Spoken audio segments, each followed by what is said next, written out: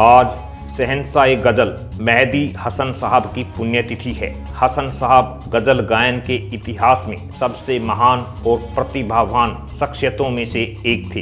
हसन साहब ने अपनी ज़िंदगी में करीब 50,000 से ज़्यादा गज़ल को आवाज़ दी है और करीब 300 फिल्मों में अपनी आवाज़ दी है।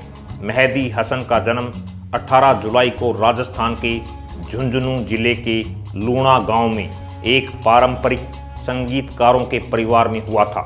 हसन साहब के पहले उनके परिवार की 15 पीढ़ियां संगीत के क्षेत्र से जुड़ी हुई थी। उन्होंने संगीत की प्रारंभिक शिक्षा अपने पिता उस्ताद अजीम खान और चाचा उस्ताद इस्माइल खान से ली थी। हसन साहब ने कम उम्र से ही परफॉर्मेंस देना शुरू कर दिया था। 1947 में जब भारत आज़ाद हुआ तो हसन साहब और उनका पूरा परिवार पाकिस्तान में जाकर बस गया। जब वो पाकिस्तान जाकर बसे तो उनके परिवार की माली हालात ठीक नहीं थी। उनके पिता के पास महज 10,000 रुपये थे।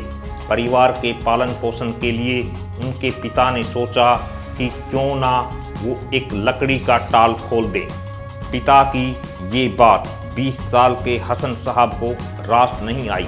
हसन साहब ने अपने पिता से कहा कि वो उन्हें कुछ रुपए दे दें जिससे वो परिवार के लालन पोषण के लिए एक साइकिल वर्कशॉप खोलेंगे।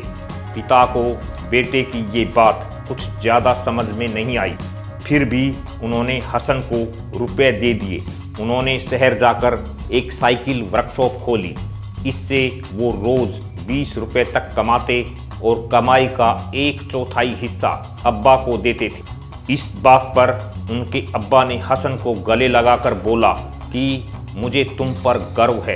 इतने उतार चढ़ाव के बाद भी उन्होंने अपने गायन अभ्यास को नहीं छोड़ा। करीब 10 साल यानी 1957 में उन्हें पाकिस्तान के रेडियो में गाने का मौका मिला।